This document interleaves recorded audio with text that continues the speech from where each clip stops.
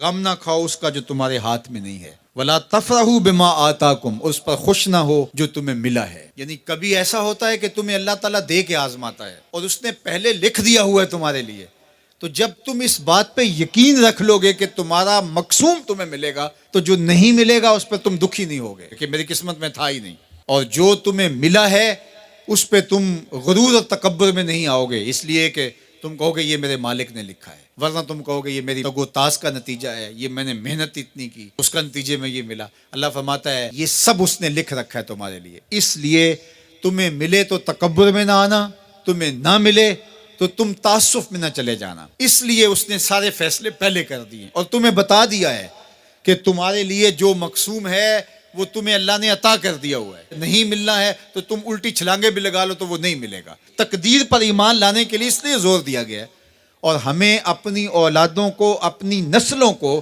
یہ چیز راسخ کرنی چاہیے کہ تقدیر پہ ایمان لائیں۔ اگر ہم اس میں کامیاب ہو جاتے ہیں تو وہ پریشان نہیں ہوں گے، دکھی نہیں ہوں گے، ٹینشن میں مبتلا نہیں ہوں گے۔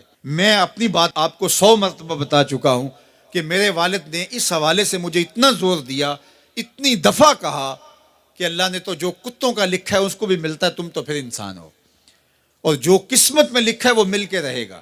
اللہ اکبر۔ ہاں، ہمیں محنت کرنے کا کہا گیا، ہمیں تگ و تاز کرنے کا کہا، جد و جہد کا کہا گیا۔ شیخ سعدی فرماتے ہیں کہ ایک بندہ جا رہا تھا تو اس نے دیکھا کہ ایک شیر شکار کر رہا ہے، تو وہ ایک سمت ہو کے بیٹھ گیا۔ ایک لومڑی تھی جس کے پاؤں بھی نہیں تھے، ہاتھ بھی نہیں تھے، تو دل میں سوچا کہ مالک تو اس کو کیسے رزق دیتا ہوگا؟ تو شیر آیا، اس نے شکار کیا اور اچھا اچھا کھا لیا اور پس خوردہ چھوڑ کے چلا گیا۔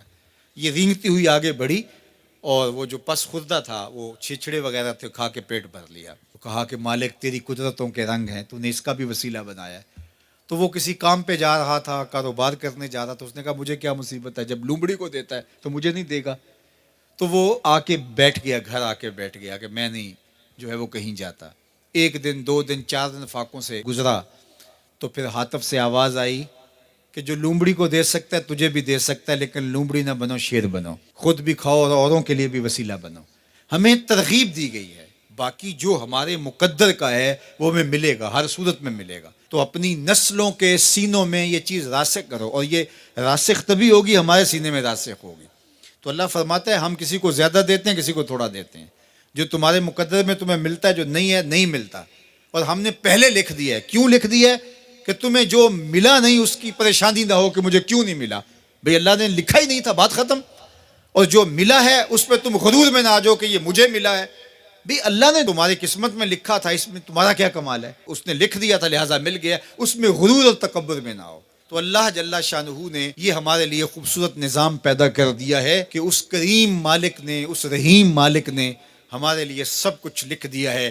تو جو ملے اس پر اللہ کا شکر ہے، جو نہ ملے مالک تیری تقسیم ہے، اس پہ بھی راضی ہیں۔ مل گیا تو واہ واہ، نہ ملا تو پھر بھی واہ واہ، کوئی بات نہیں، مالک تیری کرم نوازی ہے، جس حال میں ہمیں رکھے اس حال میں ہم خوش ہیں۔